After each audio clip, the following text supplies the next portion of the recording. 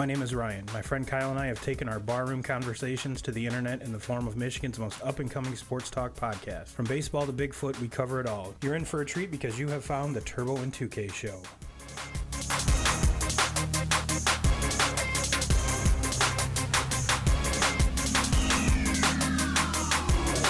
What's up, 2K crew? This might be the moment that all of you crazy motherfuckers have been waiting for, because I've been waiting for it. 2Ks, you've been waiting for it? Yep. All right. It is football season. It has officially started. Florida, Miami's kind of taking the headline today. We are recording Saturday, but there were a couple games before that I watched, and granted, teams that I've probably wouldn't watch regularly, but fuck, it's football. It's real football. It all counts, even though they're calling this week 0 or whatever, but it's still real football. They have real pads on. It's not spring games, so it's fucking on. It's on, and I love it. I love it. I love it. and for those of you that don't know, we did our fantasy draft last night at Drop Anchor, and I want to give a big shout out to Chris Zeed and the staff over there for taking very good care of us. We did have a little bit of a, I don't know if it was a Wi-Fi glitch, because we did have some folks jump on their phone and get off the Wi-Fi that was still having problems, but maybe it was an ESPN thing, who knows, but at least it was in like round 12 to 14-ish instead of, round 2 or 3, when it really could have made a lot more impact than what it did. But yeah, huge shout out to Drop Anchor and their staff for taking care of us. That was absolutely amazing. And yeah, there were some really different. Now, 2Ks, you and I have played in the same fantasy league for 10 years. Yeah. And the vast majority of the folks that we played with for 10 years or longer. Mm-hmm. So this one was kind of neat, because the only people that you and I have ever really played with is your dad. Yeah. Everyone else was new. Jeremy, I know you and I have played other fantasy sports together or against each other, but never football, I don't think. But it was kind of refreshing. Yeah. Yeah. Because at least for me, maybe you think differently, but no, I mean, me leading up to it all day yesterday, I was like kind of nervous going into it. I kind of had like the pregame jitters going into it, because you get on, playing with a field that you don't know what they're going to do. You don't know their draft styles. And like you touched on earlier, when you play with the same group, you kind of get an understanding of what they're going to do leading into the draft. Yeah. And so I think as far as for my planning, when I have an idea of what other people are going to do, then I can kind of plan on who's going to be there, where I'm going to get guys. Mm-hmm. But with this last night, I didn't have a clue. I didn't know, with the exception of maybe you, my dad, and Christian, those were probably the only three that I kind of had an idea of what they were going to do. Well, normally with Christian, whatever you think he's going to do, just do the opposite. He shocked me with. I looking at his team today, like I think he's got a pretty solid team. Well, he was sitting next to me. He might have been kind of looking at what I was trying to do. Yeah, but no, I had a great time, and yeah, it was very different, like you said, because there was a lot more wild cards. Yeah. If you and 2K crew, correct me if I'm wrong. Maybe it's just me that thinks this, but certain guys, certain players. We shouldn't say guys, because girls play too.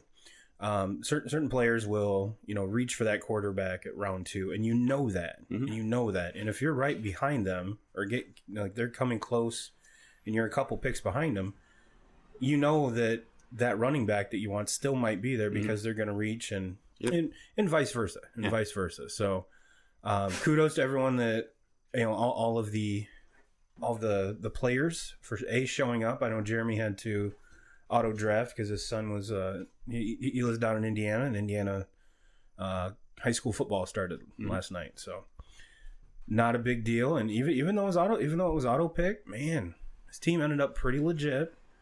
A little bit wide receiver heavy, but other than that, I mean, it's pretty baller. Mm-hmm.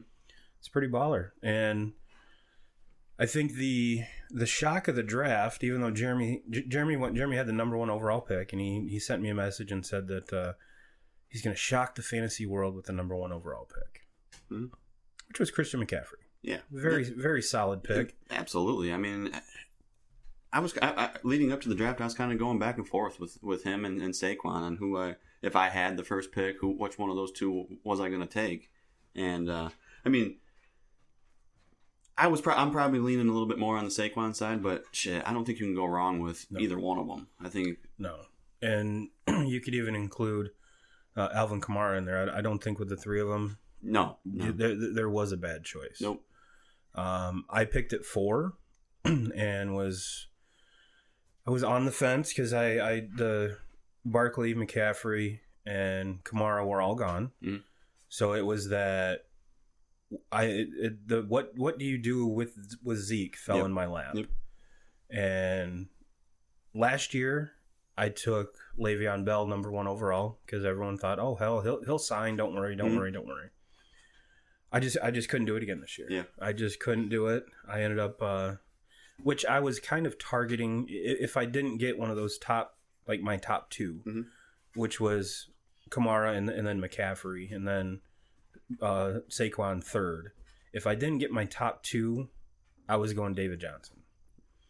And everyone's probably going, oh, Turbo, he's been awful the last couple of years. Well, if you remember back to when he was a fucking stud, granted and then I drafted him pretty high the next year as well, and he ended up breaking his wrist and not playing for the rest of the season. And he's an every down back. Yeah. They have Kyler Murray strapping it up as a starter. The only other person on the offense I can name is Larry Fitzgerald. So I think they're just going to ride the shit out of him, especially with a young quarterback who's a runner anyway. Yeah. That all leads to points to me, which I like. And when you plan for the type of league that we play, I mean, it's basically a point per touch. Mm-hmm. And David Johnson is going to get more touches than most running backs out there. Yes. If not, he's good. Because he can do both. He can catch the ball in the backfield, and he's going to get his carries also. To me, it's a very, very safe bet that I think as long as he stays healthy, you're looking at a top 5 running back at the end of the season. And even when, and I'm going to say when because it is going to happen, when the Cardinals are down, I still think that offense runs through him. Absolutely. Because like you pointed out, he's going to come out of the backfield and catch it. He's going to be that safety blanket that every young quarterback needs. And so that's where I went with my pick. And you picked right behind me. And so I passed the Zeke Elliott situation onto you. And how did you handle that? Well, when I got the Thursday night, when I found out that I was picking 5, and I was instantly pissed because I think I had touched on...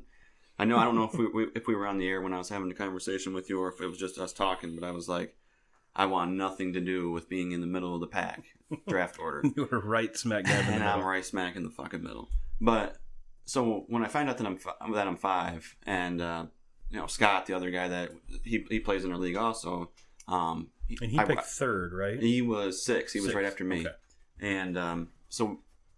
Friday morning at work, we get to talking, and Scott and I have been talking for the last week and a half about, fantasy football, and we're constantly sitting there at the back of the truck throwing names and where would you draft him or who do you like better than this? And I mean, just running questions all day long. And but Friday morning, Scott hits me with, man, I got the 6th pick. I'm going to have to make that decision on Zeke. And I was like, Scott, I've been thinking about this decision since I found out last night that I had the 5th pick. And I said, you're not going to have to make that decision because if Zeke's there, he ain't going to be there for you. There you go. There you go. And everybody knows I'm a Cowboys lover. So I've thrown my opinions out there on Zeke and how he's handling this. And I see it on both ways. Does it piss me off as a fan? Yes. But at a business standpoint, I understand what he's doing. And he wants that guaranteed money and he wants that guaranteed contract. But I just really think that with Jerry Jones, he's gonna get the deal done. I think he's gonna be there week 1. I said this same shit with Le'Veon last year, and he came back to get me. But I have faith. I have faith that it's gonna get done. So And if Zeke's there week 1, he's a workhorse. Yep. They run that offense through him. You should be looking at a top 5 fantasy running back at the end of the season easy, as long as he's healthy and as long as he's there. So. Yep. The only thing that would worry me is not is, and I know it's been kind of the thing lately with these preseason games. You're seeing less and less and less of your stars, which you every time you run them out there, there's a chance they get hurt, and you got a lot of money wrapped up in these guys. So I can totally see that, but you've got dudes coming a million miles an hour at you, and there has to be. Because I have vast amounts of experience playing professional football, but you would think that you would need those reps just to get. And even 2 years ago with Le'Veon Bell, when he sat out training camp, and Morgan's really fucking excited that we're talking football, and those first couple games, you could tell he was shaking off the rust. Yes, absolutely. So, and it's going to end it. But the thing with you go back a few years with Le'Veon again, and where he gets in trouble there, and he has to sit out the first 2, I think it was 2 games, 3 games of the season, and he still is at the end of the season. He's still the top fantasy running back. Yep. When you have a special talent like that, you have to be willing. I think you have to be willing to take that risk, because the reward is way too high to leave out there. And Zeke Elliott, to get him at the 5 spot in this draft, I know there's a lot of question marks there. And maybe there's a chance that he doesn't play the first week or 2. But even with him not playing the first week or 2, I think he's still a top 5 running back at the end of the season, only playing 14 games. Right. And the real wild card of the whole draft. I know where we're going with this. What I want to know is, because I'm looking at all these different websites. I'm getting magazines, and what magazine was Franklin looking at leading up to this draft? What was his? Who was his? Oh, Playboy. Yeah, I mean, what? he totally shocked me. I did not. Yeah, and we were once the only thing that's kind of a downfall or a bummer to a live draft is you don't get to stand up and go put your name up there, and everyone's like, who'd you pick, or you have to announce it, and we're all chatting, and then Franklin's got the 10th pick, so he has pick 10 in the first round, first pick in the second round with the snake draft, and we're all shooting the shit, hoo-ha, and all of a sudden Franklin drops the bomb, drafts Robbie Gould. And we all would just we all just went dead silent. Yeah, like, holy shit! Did that really just happen? Did that really just happen? And I think it shocked your dad the most, because he had pick 9, yeah, which was right before Frank, and he's like, "What the really? Yeah, really?" So, Frank, we're not saying you're wrong. It's just a little bit bold of a move. I think he might have been there for another 15 rounds, but it's your pick, brother. It's your pick. And Frank, I'm talking to you right now, buddy. Like, your kicking situation was not very good last year with your Bears. But just because you draft Robbie Gould doesn't mean that the Bears get to have him back on the team kicking for him again. He also drafted Adam Vinatieri in the 7th round. And then came back with his second pick and the first pick of the second round with Mitch Trubisky. So I'm not knocking it. I'm not saying that Trubisky can't get the job done, but I think he would have. I don't think he was going to get drafted. At least that high. You could have waited at least a couple more rounds. Yeah. Hey, is he going to be this year's version of Patrick Mahomes? Probably not, but it could happen. It could. It could happen. Anything can happen in fantasy sports. Yeah, that's why it's fantasy. A lot of people say this is Dungeons and Dragons for athletes. So who knows? But so 2Ks, you've had some time to dive in and look at other people's drafts, and I didn't jump into it that far. I kind of glanced over pretty much everyone's team, and there. Which team aside from yours? Which one jumped out at you? Which one you're like, holy shit! I didn't realize that this person had put together this solid of a team. Yeah, and like the way that we did the draft, doing it the online version and not having the board or not seeing the people actually announce the picks, you kind of.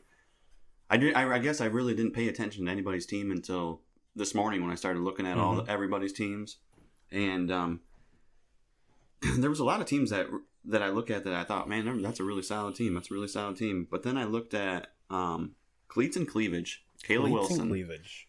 And I warned you about her. Looking at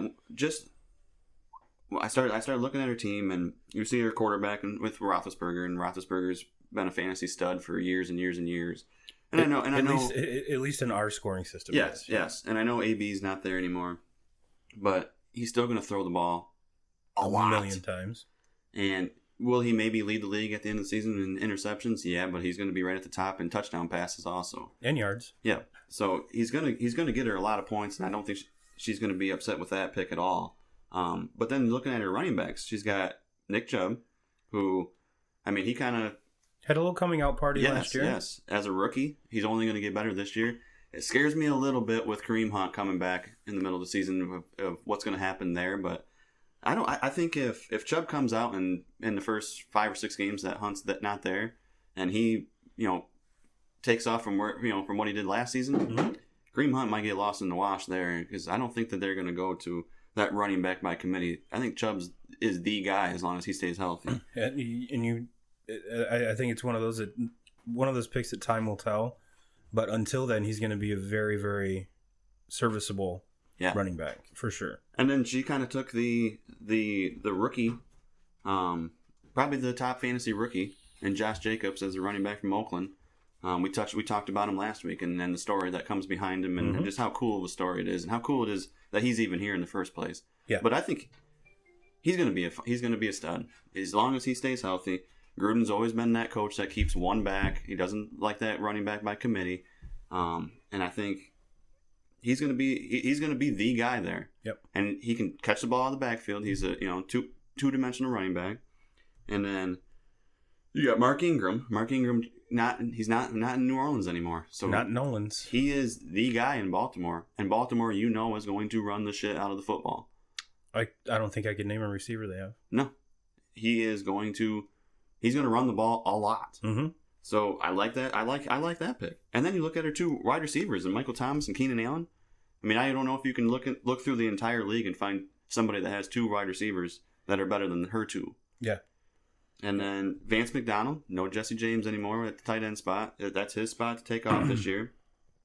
And Rams defense, always stout. Yep.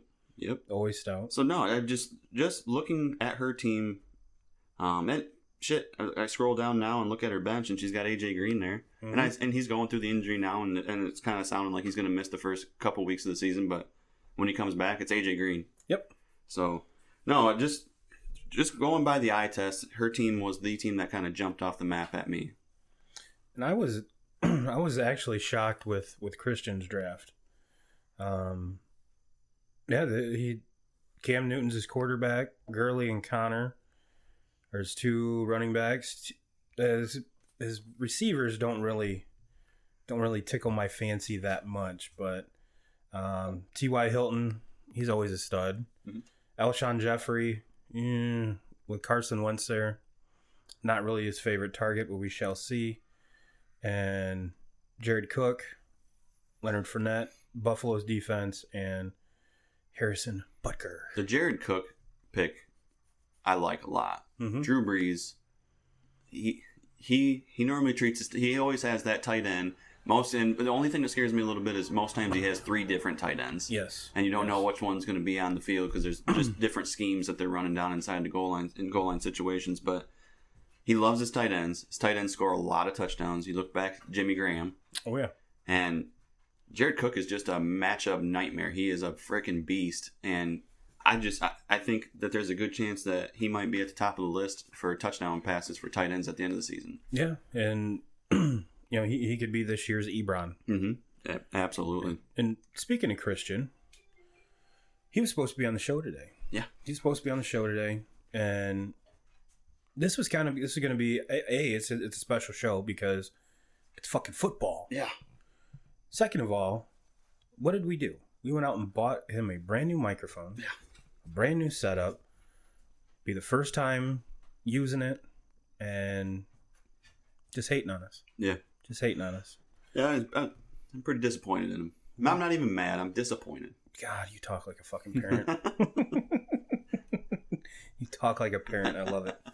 I love it. So, yeah, let's move on to something probably a little bit more exciting than fantasy football. I know fantasy football is right up there with me, but college football trumps fantasy football to me, anyway. I can't agree with you on that. I can't agree. I love football in general. Yes. Part of the reason why I think I love football so much is because I wasn't very good at it, but I really like watching it. Likewise. I was a very chubby and slow, even though my nickname is Turbo. I was very slow. And I tried playing when I was 8 and was actually pretty good at it. But I don't know. The thought of just pushing people around really did not trip my trigger. I was on the kind of on the other side of things. I was really, really skinny, and every single time I got hit, it hurt. Oh yeah. And I don't like getting it hurting. It hurt too much. That might be the least hetero thing you've ever said. So let's jump into some college football here. And if you guys don't know, the way too early AP Top 25 has come out. And these rankings always cause a big controversy. Can't believe so-and-so's ranked number 5. What the fuck? How can they do that? This is retarded. Shut up. Yeah. Shut up. This means absolutely nothing. Nothing at all. The only thing that this means legitimately is so-and-so came from unranked in the college football playoff. Mm-hmm. The only reason they were unranked is because this stupid fucking poll came out way too early. Mm-hmm. That's the only reason. That's why they call it the way too early poll. Yes. And that's why we wait so long for the college football playoff rankings to come out, is because teams are getting tuned up, they're getting dialed in, they're playing all their bullshit games, conference play hasn't started, so the longer you wait, the more legit these fucking lists are going to get. Mm-hmm. So it should come as zero surprise the top 2, Clemson and Alabama, or even the top 3. The top 5 are Clemson, Alabama, Georgia, Oklahoma, Ohio State. And then 6 through 10 is LSU, Michigan, Florida, Notre Dame, and Texas. And this is kind of where I was leading with that. There's a bunch of Notre Dame fans all pissed off that Michigan's ranked ahead of them. We beat Michigan last year. What the hell's up with this? We had, we had 2 losses. They had 2 losses. The head-to-head. Shut up. Yeah. Shut up. This doesn't mean anything. Mm-hmm. This does not mean anything. So calm down. Take a breath. Everything's going to be okay. I promise. I don't want to be that team that everybody's talking about going into the season. I want to be more of that under the radar. Yeah. And then when it all comes down to it, we're going to punch you in the fucking mouth. Yep. So, yeah, I'm sure I'm on CBS Sports right now, and they have the top 25. Just kind of give you some highlights of the rest of it. Michigan State is 18, Wisconsin 19, Iowa 20, and Nebraska 24. So the Big Ten is well represented on this list. Well represented. So all you Big Ten fanatics should be very impressed with that and very happy. So let's jump in and let's go top to bottom. Just the way they're listed right here. Let's jump into Clemson. Let me bring up my Clemson cheat sheet here. And Clemson's schedule is actually, I was kind of shocked when I looked at this. For one, I did not know they had a game scheduled August 11th against Memorial Stadium. So that was actually a fan day. I was like, oh shit, I missed something. But they open up at home against Georgia Tech. We've got A&M, Clemson, Charlotte, North Carolina, Florida State, Louisville, BC, Wofford, which I watched play today, NC State, Wake Forest, and South Carolina. Are all of these games winnable for Clemson? Absolutely. Mm-hmm. Should they be favored in all of them? Absolutely. Are they going to win all of them? Yes. I think so too. Yes. I believe so too. Yes. The only... I'm just looking at this list, and I can't even make a case for any of them to be even close. Because Georgia Tech has went away from that, the option, haven't they? Or are they still running that? I think they went away from it. I want to say they went away. I think they got a whole new coach there now, don't they? I want to say it's this year that they got a whole new coach, a whole new coaching staff there. So that, which the triple option is always a bitch. To it's always a bitch to defend, but when you're making your schedule kind of like Notre Dame does or has in the past with Army, Navy, they try to schedule them at the beginning of the year or after a bye week, so they have some time to prep for it, because it can come and kick you in the dick real quick. Come kick you in the dick real quick. And Jeremy's trying to make another trade. Jeremy tried to sway me to trade David Johnson for, get ready, Julian Edelman. That's just terrible. Not today, Satan. That's just terrible. Not today. So I think we both agree that Clemson undefeated. Yes. Okay.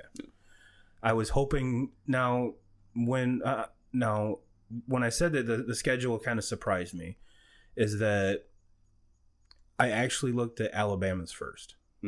And if you think this is a cakewalk, hold the fuck on. Because, I mean, Louisville could, Florida State could make it a game. Could. But yeah, now let's switch over to Bama here. And it's the same thing every year. Bama plays just a fucking cupcake schedule. Yeah. Roll Tide U. I'm pretty sure if they could put Marcellus on the schedule, they would. And of course, my internet's going to go down. So let's do this.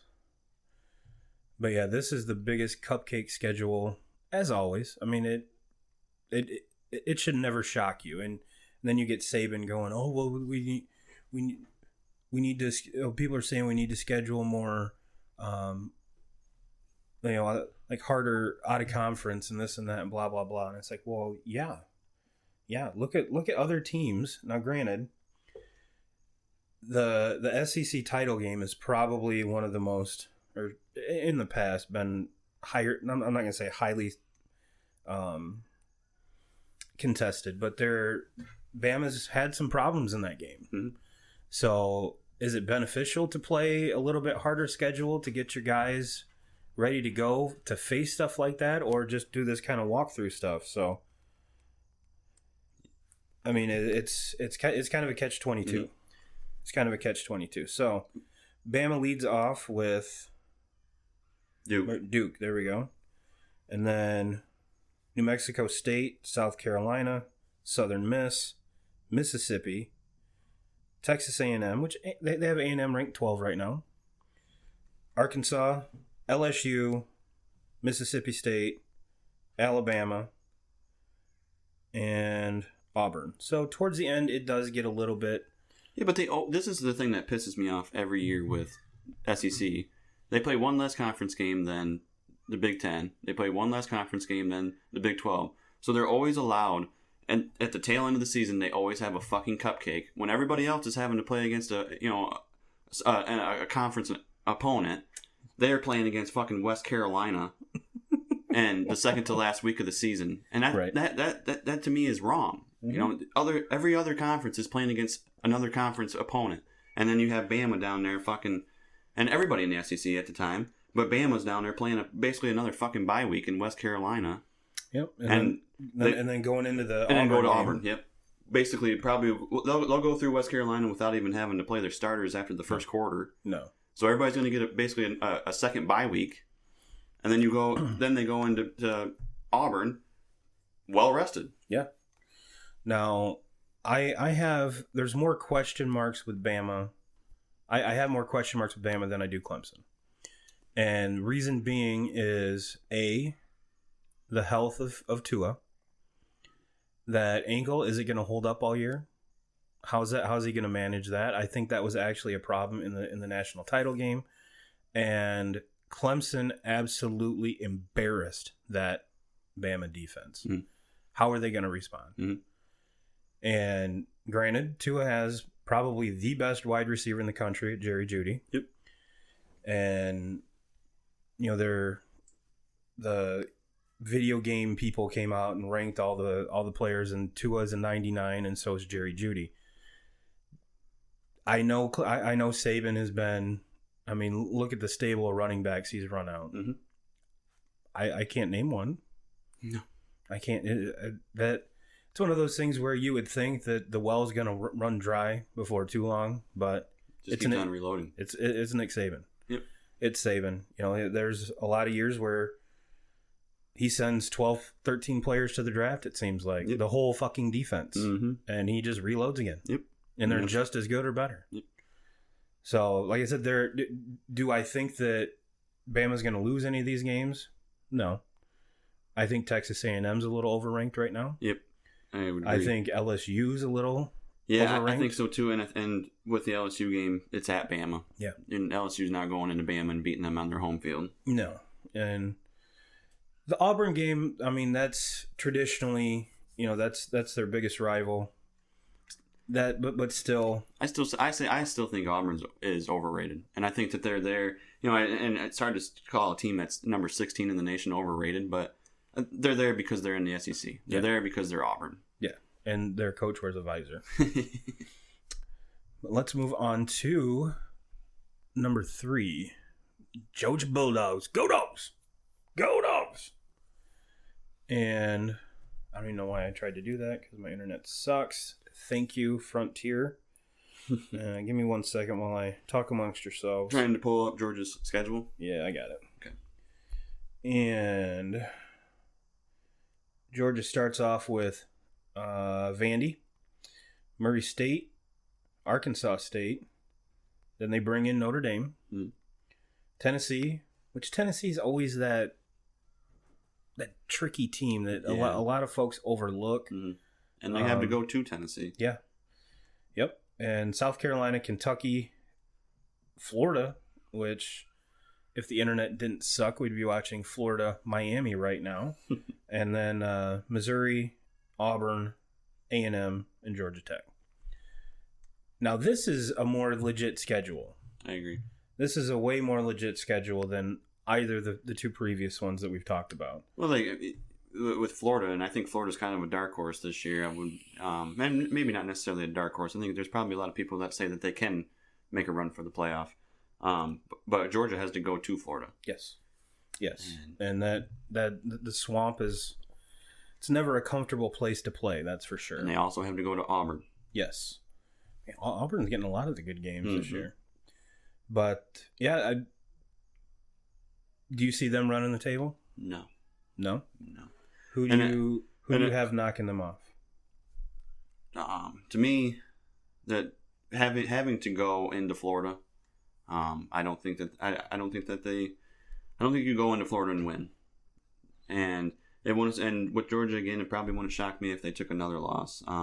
Having to go to Auburn could be another team that could. It's so hard to go to an opponent's field and beat them. That's where, I mean, when you play on the road against Tennessee, you should go into Tennessee and take care of business. But when you're playing against teams that are, more of a level playing field, when you have to go into their stadium, that's where I tend to always take the home, the home team. And I agree with you on the most part of that, and it's they're rivalry games. Mm-hmm. I mean, let's just be realistic. The rivalry games can go any which way.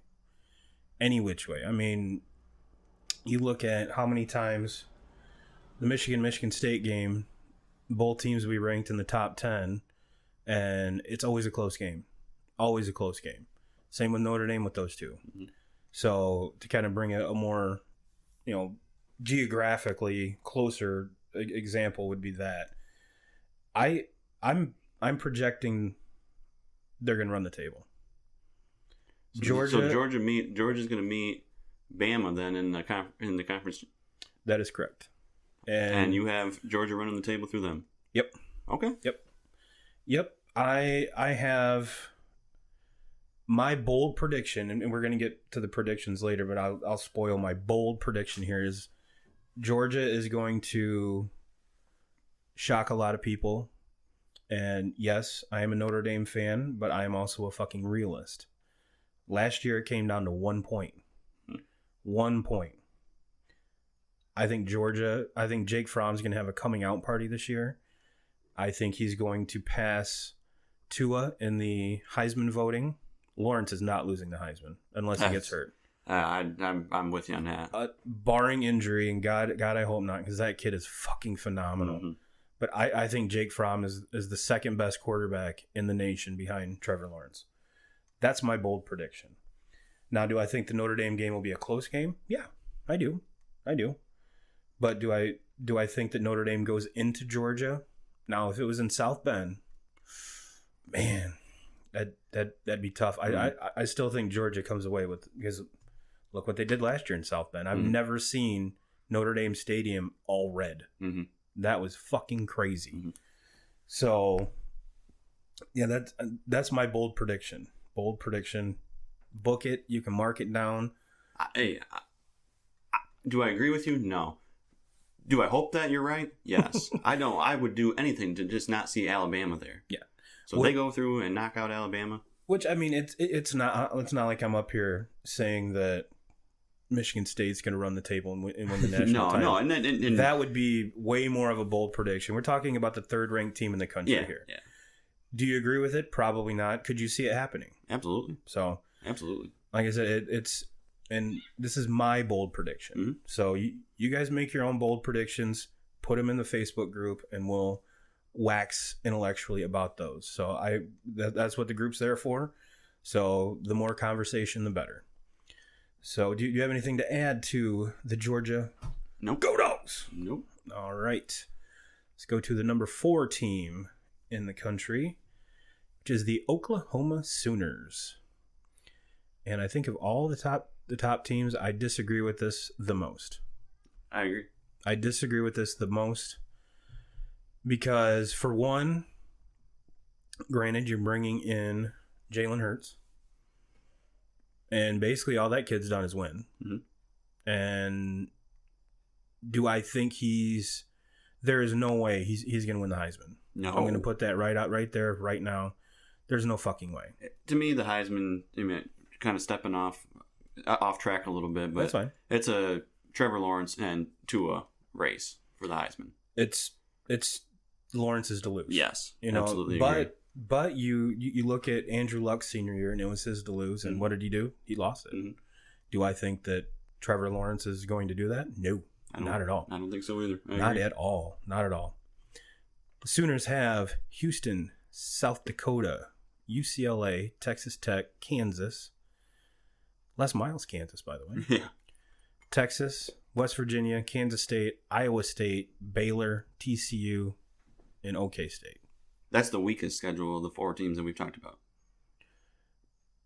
Yes, you're very right. You're very right. They have a Texas at 10 and an Iowa State team at 21, which I think that Iowa State team is better than a 21 rank. Mm-hmm. Obviously, time will tell. And holy shit. I'm looking at I'm on ESPN with the Oklahoma schedule, and it has, you can buy tickets. And tickets as low as $12, $11, $54, $14, $30, $260. So you can definitely tell which one's against Texas. But, because that Red River rivalry. Mm-hmm. But I see Texas just destroying them. So you gave up your bold statement, and I'm throwing my bold statement at you now. And Texas is my bold statement, or my bold team going into this year. I agree with you. They wipe Oklahoma. Yes. Off the field. I think we're gonna. Well, I know we're gonna get a very, very good look and to see, is Texas for real in week 2 when LSU comes into town. And if Texas can win that game, and then they go on to take out Oklahoma, let's just be real. The Big 12 is not very good. No. You have Texas and Oklahoma, and those are the. I mean, Iowa State wraps it up. I think in the late 20s or in the early 20s, but to me, Texas is that. I like what they got going on down there. Last season, at the tail end of the season, maybe we're looking like one of the best teams in college football. Yeah, and if, especially speaking of LSU, if anyone can actually tell me what the fuck Ed Orgeron's talking about, that'd be great. That'd be great. He sounds like the dude off of Waterboy, the Cajun guy. So no, I have Texas. I have Texas running the table, and getting into the college football playoff.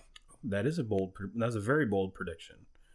But I see Oklahoma, like I said, losing to Texas and Iowa State, and maybe TCU. Yeah, maybe that TCU is always tough, tough. But I think they take care of business up until Florida. I know Les Miles is in Kansas, but I'm not a believer until I see something. And fuck, he could barely win at LSU. So, Kansas is another stop. So we shall see how he does that. I'm sure he's already tasted the grass and he's probably on board, or at least changed the flavor of the grass by now. So, and let's move on to the number 5 team. And no, we're not going to do this for all 25 teams, folks. What we decided to do is the top 5 and then Notre Dame and Michigan, because obviously those are right up our alley.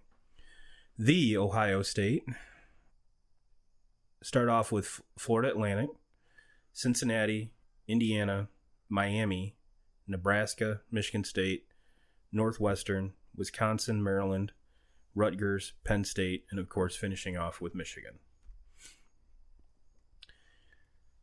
Mr. 2Ks, does Ohio State run the table? Well, I'm a Michigan fan. Yeah, that's why I phrased it like that.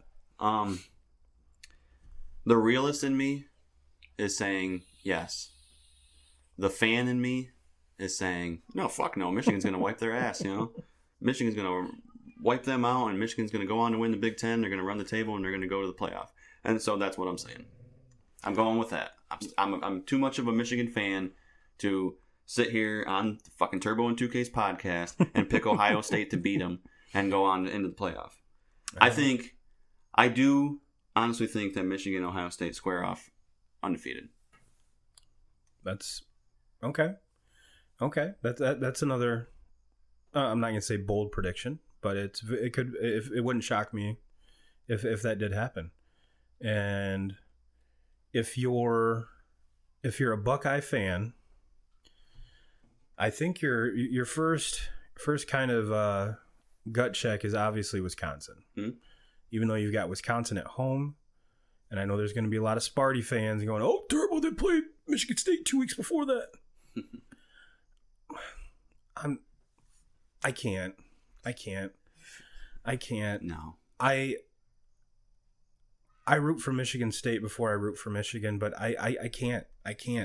I've not seen anything that just, and I know there's a lot of people, oh my God, we've got this 5-star recruit. We've got the fucking recruits. I want to see something on the field. Yeah. Michigan State to me is always that I need to prove it to me before I put faith into you. And right now I have no proof, so they're not getting any. Yeah. The thing with Michigan State, you can count on. They're going to have a very good defense. Yes, absolutely. That's going to be a stout defense. They're not going to give up a lot of points. My question with them is, can they score? Who's their quarterback? Lewerke again, isn't it? Oh God. And the week after Michigan State, they go to Northwestern, which historically has been a tricky spot to play. Fitzgerald, is it Pat Fitzgerald, the coach there? And he will have them boys ready to play, like he always does. Oh, yes. So that Michigan State, Northwestern, do they have enough left to beat Wisconsin? Mm-hmm. And, we haven't even talked about the coaching change, the quarterback change. But I'm saying Ohio State, as much as I want to pick a loss, I can't. Yeah. I can't. I would say that Wisconsin, they would lose to Wisconsin before they would lose to Michigan. Only for the simple fact, and I'm not saying Wisconsin's a better team than Michigan by any means, but those three games, that's a hell of a stretch. I know there are no bye weeks between that, the 5th, 18th, and 26th. So, yeah, there is. So, granted, there's a bye week in between Michigan State and Northwestern, but that is a tough road to go. But even go a week ahead of that, they're going to Nebraska, mm-hmm. and I'm telling you, Nebraska is a team to look out for. Mm-hmm. Are they going to win the Big Ten and go on and play in the playoff? No, but they're going to be a team they're going to surprise some people. So I'm saying, yeah, Ohio State's gonna run the table with this. And that's the safest bet. I mean, and like I said, the Ohio State-Michigan game,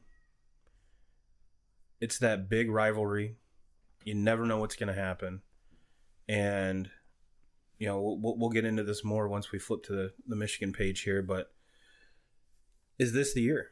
Mm-hmm. Is this the year? And if not, when is the year going to be that Harbaugh finally gets over the can't beat Ohio State, that big monkey get off his back? So, mm-hmm. With that, let's jump over to the Michigan schedule here. Now we're getting into 2K's wheelhouse here. And start off the season with Middle Tennessee. Then Army, Wisconsin, Rutgers, Iowa, Illinois, Penn State, Notre Dame, Maryland, Michigan State, Indiana, and Ohio State. Middle Tennessee doesn't stand a chance. No. Army is that tricky fucking game. Yep. That game's going to go one of two ways. Michigan's going to blow them out, mm-hmm. and like they don't even belong on the fucking field, or it's going to be like a 21-20 game, yep. and somehow Army pulls off an upset. Mm-hmm. It's either going to be 55-7, Michigan wins, or 21-20, yep. Army wins. Yep. Because if Army can move the ball, they eat the clock. Mm-hmm. That's what that offense is designed to do. It's designed to do that because they don't have the athletes that Michigan or any big time program has. So they play to their advantage with speed and deception and who the fuck's getting that ball in that wing tee, yep. and just to drive every team nuts that they play. Them, Navy, that's just and for years Georgia Tech was the same way. They're that hard team to prepare for because you don't see them every. Yep, you don't see that. You don't see that style, and you know it as a Notre Dame fan. Yes. You guys see them Navy every year, and they're hard to prepare for. I can remember watching so many Notre Dame Navy games where Notre Dame just kicks their ass, and then the next year Navy plays them right down to the wire. Yeah. So. And then right after that, there's a bye week in there. Oh, you guys don't play on my birthday. And then you go to Wisconsin, which if Army is not a test, that's going to be a test. Yeah, that's going to be the big test right there. And because Wisconsin, you can always bank on Wisconsin. And I know we touch base on Wisconsin with the Ohio State schedule here, but they have arguably the best running back in the country. Mm-hmm. They always have a fantastic offensive line. For many years, the Wisconsin offensive line is bigger than the Green Bay Packers offensive line. Mm. But Alex Hornibrook is gone. Who's the quarterback? Yep. That's where Wisconsin needs to figure their shit out and see where that falls. Rutgers shouldn't even be a problem. Iowa. Iowa's always sneaky. Always sneaky. The thing that Michigan has going for them is that they get them on the home field. And it's homecoming. Yep. And how many, and this goes to the fans of all Big Ten schools, how many times has your team been on a fucking run only to get that run stopped by Iowa? Yeah.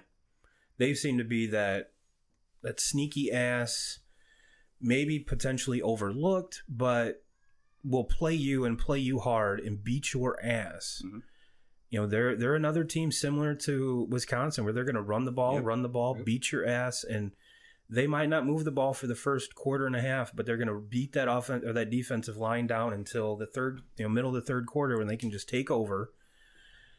And then they have, a running back pop off, not one but two 40 or 50 yard touchdown runs. The next thing you know, you're down by 7 now. So like Iowa's always, and it's not just against Michigan. No, they Ohio State. Yeah, they seem to be that spoiler. And what was it 2 years ago when they beat Ohio State by 3 touchdowns? Yeah, that was ridiculous. But yeah, then they go to Illinois, shouldn't be a problem. To Penn State. That's the Penn State game is the one for me that scares me the most. Really? I mean, obviously leading up before you get to the Ohio State game, but the Penn State game, you got to go to Happy Valley. That's the thing that Michigan has. The thing that Michigan has going for them this year is they get to play Michigan State at home, they get to play Notre Dame at home, they get to play Ohio State at home, but they have to go to Happy Valley and Madison, and that's a nightmare to go into every single time. I see here on the schedule it says the time that's going to be hasn't been announced yet. Would not shock me if that's a night game in Happy Valley. Oh, and it's whited out. And for sure, the last time that Michigan went into Happy Valley, Saquon Barkley and the boys fucking just destroyed them. And I get it; those guys aren't there anymore. Yeah, but Michigan got destroyed, embarrassed that night. Mm-hmm. So yeah, I mean that game scares me. And then following that up, like you mentioned, Notre Dame, which you'll get my thoughts on that once we get into the Notre Dame schedule. Then Maryland, Michigan State, Indiana, and of course finishing off with Ohio State. Now, 2Ks. Does Michigan run the table? I said it earlier. The fan in me is telling me yes. Okay. The realist in me is telling me no, but I'm going with my gut instinct. I'm going with the fan in me. I say that they're undefeated. Both Ohio State and Michigan are undefeated when they square off on the 30th of November. And the thing is, the question with Harbaugh hasn't been. I mean, Harbaugh's came in there and he's won games. He's won a lot of games, but he hasn't won the big ones. And he's running out of time. He's starting. You got fans kind of turning on him, and deservingly so. I mean, you got to win the big ones. You got to fucking beat Ohio State. If you're Michigan, you got to beat Ohio State. Yes. And it's because over the years, it's kind of turned into that game's not even really a rivalry to me anymore. Because a rivalry, you go back and forth. Yes. And in this one, it's not going back and forth. It's one very, very one-sided. But I think last year there was so much riding on that game. And for Michigan to just show up and get fucking kicked in the mouth and embarrassed. That was very, very. I was just probably more shocked than you. Yes. I remember after that game meeting you up at Tailgaters, and it was almost as if you were waiting for me to poke fun, and I just came up and gave you a hug and just went, wow. It was embarrassing. Wow. It was embarrassing. They were totally outplayed, outclassed, outcoached. I mean, every aspect of the game, they fucking were destroyed in.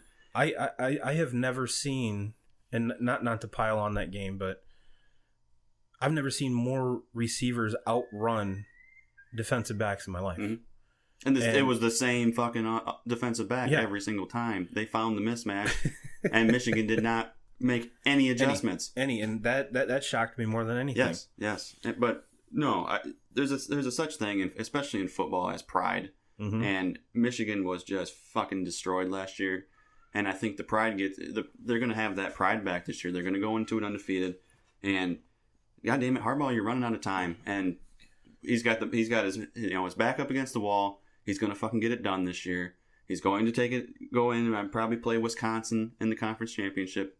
They're going to win that game, and they're going to the fucking playoffs this year. You heard it here, folks. You heard it here.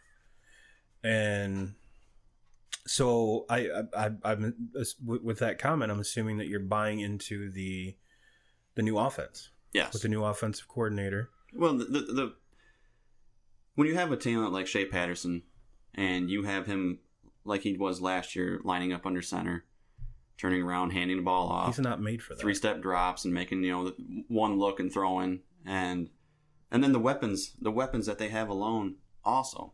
Mm-hmm. I mean, at receiver, spread the ball. It's sounding like Harbaugh's taking a back seat. He's letting Josh Gaddis just do his thing. And he wants to run the spread. He wants to hurry things up. He doesn't want to huddle up anymore. More RPO. Yes, and to me, that's what Shea Patterson. I almost said PTO.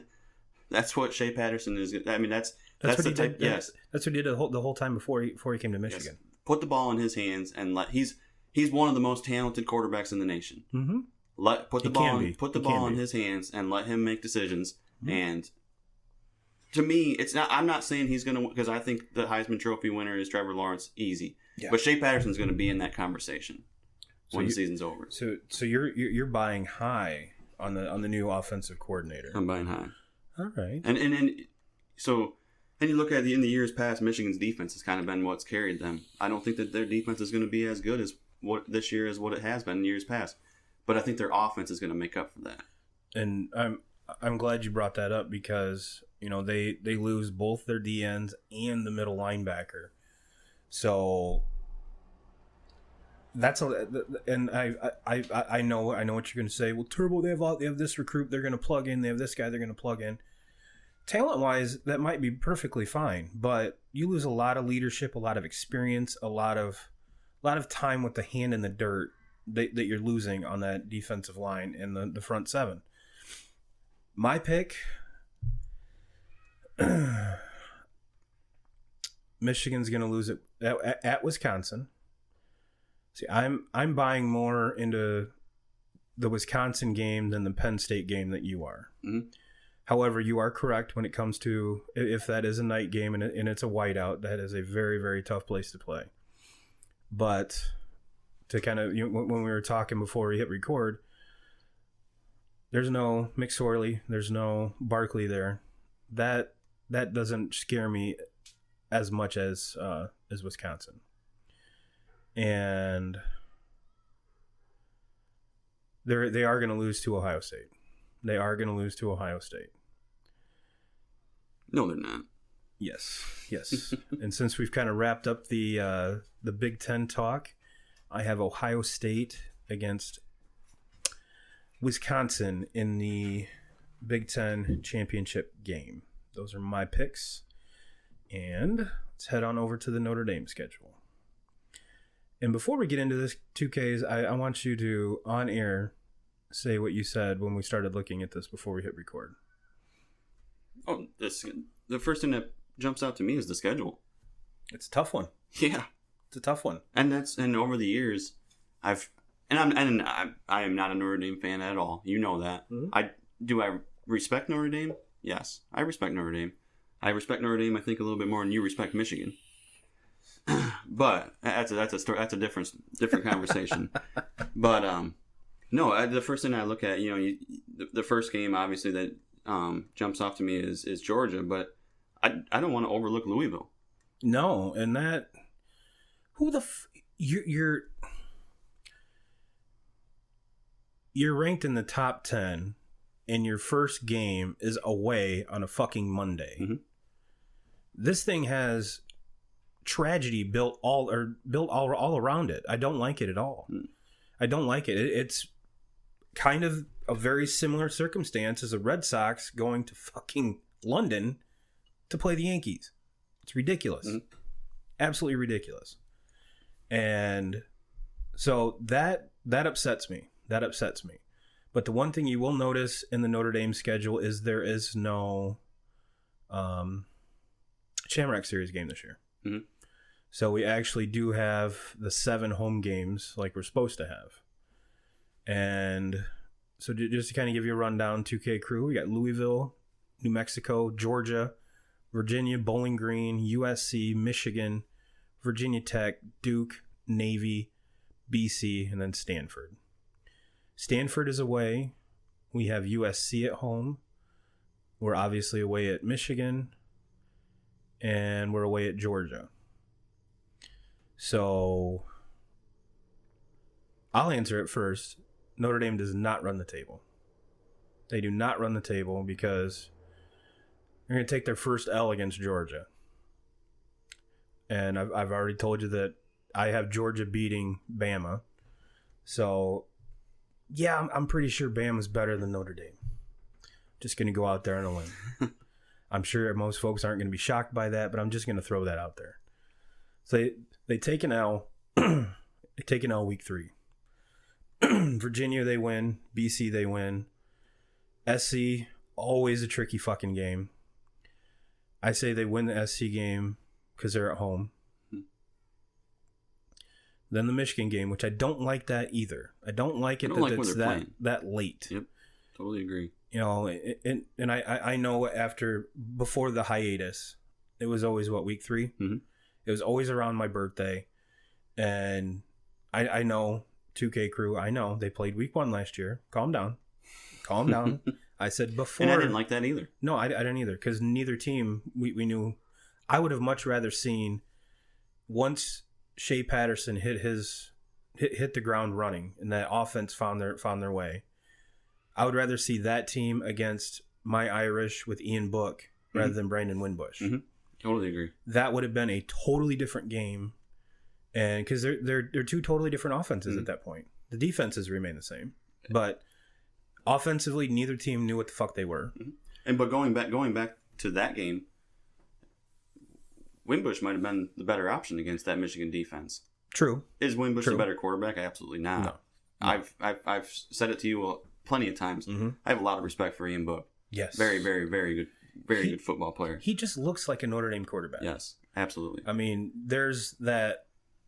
Before Tua, there was that, you looked like the Alabama quarterback. And he just fits the part. He just fits the part. And he crazy accurate, can throw the deep ball, whereas Brandon Winbush, God knows where that ball is going. Mm-hmm. But you had the escapability, the more of the run pass option, even though Book does that. But he's not the big play that Winbush is capable of. And the thing is, with Michigan basically sets up in man-to-man all the time. So you have all those defensive backs with their back turned. Mm-hmm. So then you're allowing Winbush to just run all over them. And every single time that there was a 3rd and long or a big play like that, Winbush made that play to get that first down. And to me, I mean, I think that falls on coaching. Brian Kelly making that decision for Winbush to start that game. And I think that, Brian Kelly is about as good of an offensive mind as there is. If Winbush if he could complete 50% of his passes, he'd still be the starting quarterback at Notre Dame. Yeah, absolutely. Hands down. But I think even going into that game last season, I think in Brian Kelly's mind, I think he says Ian Book is the better quarterback, and I think everybody would agree with that. Mm-hmm. But I think in that game, Winbush was the better option to beat Michigan. Well, it's kind of similar to like the JT Barrett versus Haskins. Mm-hmm. Can Haskins run? Yes. Is he as good of a runner as JT Barrett? No. Can Haskins throw? Yes. Yeah. Can JT Barrett throw? No. Barely. So, Ohio State fans, you guys know what we're going through. But I'm taking Notre Dame over Michigan. It's going to be a 28-24 game. And what scares me the most about the Irish this year is their wide receivers. Where, as you and I talked before we went on the air, that is not a concern for Michigan whatsoever. No. Does Notre Dame have the wide receiver core to compete if we get some cats to step up? Claypool in particular, he's going to be that go-to guy. It's time for him to be that number one. And Brian Kelly, I know you're listening.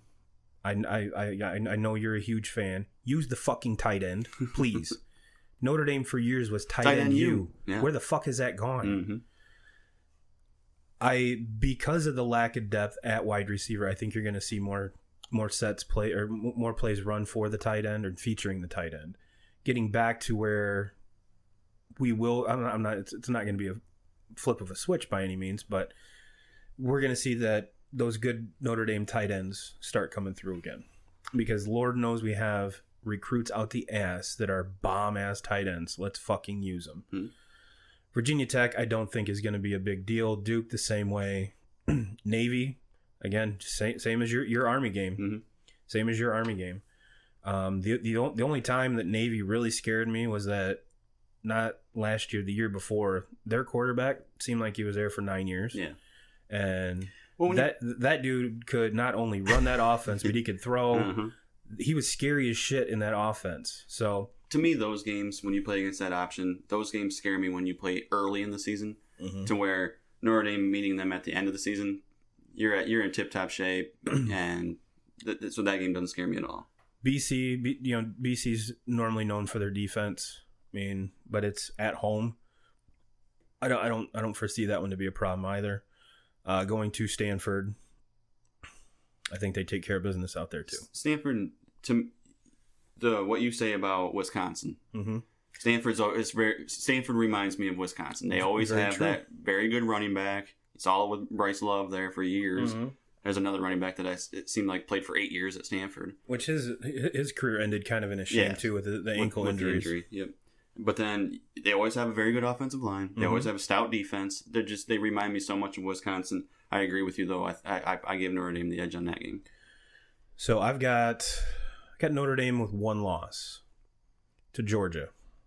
So my question to you is, when one loss to Georgia, does that put them in the playoff? No, it does not. It does not. Unfortunately, it does not. It's such a tough question because it depends on what everybody else does, yes. and where everybody else is sitting. Now, because I already told you, Georgia's going to beat Bama. Does Bama have one of those lazy Bama losses? And if Bama has one of those lazy Bama losses and then loses to Georgia for the second loss, then yes, Notre Dame jumps Bama and gets in there. Mm-hmm. That would be, but not. I'm not solely picking on Alabama right now, but that seems to be, because they're, if you take a one-loss Bama team against a one-loss Notre Dame team, even though their losses are against the same team. Mm-hmm. Maybe Alabama would obviously, in my mind, would deserve to get that nod because they lost in the conference championship rather than a regular season game. And I agree. That's my opinion. And I agree with you on that. And I think you're right. If it came down to that, I think Bama probably would get the nod. Do I agree with that happening? No, I think that's fucking wrong. And I think that if Notre Dame, in my opinion, if Notre Dame goes through this season and their only loss is in week 3 to Georgia, and then Georgia goes on to win, like you're saying, mm-hmm. if Notre Dame goes through after that, they go through and they beat USC, they beat Michigan at Michigan, then they go in and beat Stanford at Stanford. Through that schedule right there, if you have one loss and your only loss is to Georgia in week 3, that team deserves to be in the playoff. It's hard to argue with that. It really is. I'm just giving you options that I'm playing it out in my head, and with the Bama bias. Yes, with the Bama bias, I think the committee, it sucks, mm-hmm. but I think they would give them the nod over a one-loss Notre Dame team. I absolutely agree with you, but I absolutely say it's wrong. Yeah, I totally agree. We're going to have the conversation at the end of this year. We need 8 teams. It needs to be an 8-team playoff, and that's it. And that's I see this year maybe being. This year's going to be, and I know it's at the end of every season, but I think this year alone is going to be. There's going to be a lot of people crying at the end of this season and saying there needs to be an 8-man playoff. To me, I'm glad we went to the playoff period. Oh, absolutely. Does it need to be more than 4? Yes. Yes. Does it need to be 12? No. Does it 8. need to be 16? No.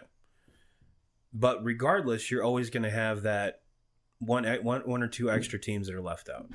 You even look at March Madness. They talk about the snubs. Mm-hmm. You have 68 teams. If you're not one of the top 68 teams, you don't deserve to be in the fucking tournament. football, I think 8 is the perfect number. Yep. 8 is the perfect number. And I'm sure there's ways where you can, and then it comes down to what do you do? Do you just give, the Power 5, the winners of those conferences, do you just give them an automatic bid? Or do you do the same thing with the way they're doing it now with the committee? And if you do the Power 5, then the other 3, who do you give them to? So there's going to be that debate. Yeah. Every year. It doesn't matter what platform or what formula you use, there's always going to be debate. But you know what? That's what's so great about college football. Yes. That's what's so great about college football is I can stand on my soapbox and tell you that Notre Dame's going to go undefeated. They're going to win the national title. And you can just look at me and go, you're fucking wrong. You're fucking wrong. And we can argue till we're blue in the face, but it doesn't matter until they get on the field and play. But there's more fandom. There's more. I was watching Game Day this morning, and they were I can't remember who they were talking to, but it was more or less what they were saying is that it was Tim Tebow, and he wanted to win a national title so bad to make his dad and grandpa proud, and he didn't. There was no. I'm not saying there wasn't a drive to win a Super Bowl by any means. But he said it meant if he were to win the Super Bowl, it would mean more to him to win a title at Florida so his dad and grandpa can be proud. There's more bloodline. There's more history. There's more camaraderie. There's more heritage. Yes, the overall scheme and just aura that is college football, which I think it makes it a lot better than pro football. Mm-hmm. Do I want my Bears to win the Super Bowl? Absolutely. Do I want someone other than Tom Brady to win a Super Bowl? Absolutely. But I would be much more happy with Notre Dame winning a national title than the Bears winning a Super Bowl. Absolutely agree. And you'd be happier with Michigan winning a national title than your Cowboys winning. Yes. And I'm pretty sure if you have a dedicated football fan, they would agree with this. So, all right. Well, we've dissected every fucking schedule we can. Not really, but everyone we want to.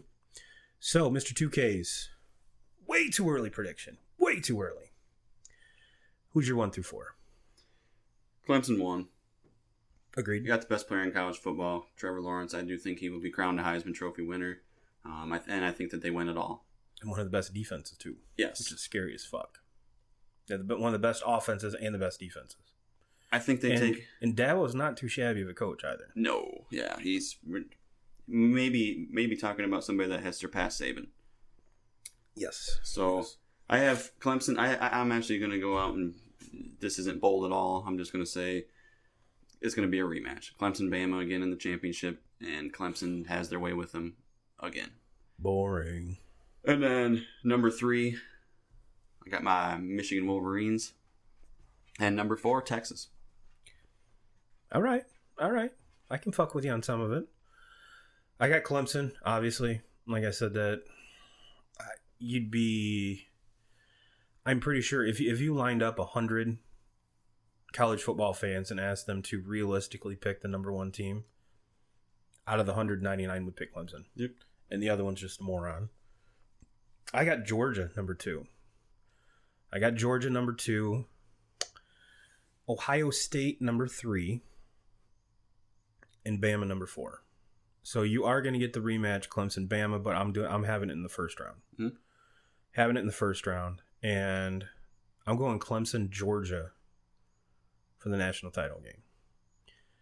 In my opinion, you're going to have the 2 best quarterbacks going at each other. I know they don't actually play against one another. I know. But Georgia's defense is going to be one of the more stout defenses in the country, as is Clemson's, as is Bama's. But Jake Fromm, for me, I'm sold.